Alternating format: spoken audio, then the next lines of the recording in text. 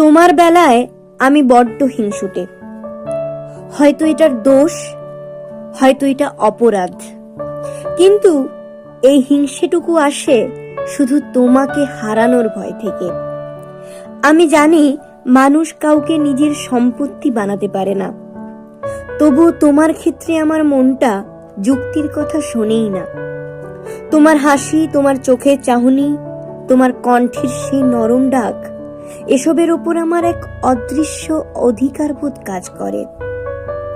তোমার ভাগ আমি কাউকে দিতে পারবো না, না তোমার সময়, না তোমার মনোযোগ, না তোমার সেই গভীর ভালোবাসা যেটা আমার পৃথিবীটাকে আলোকিত করে রাখে।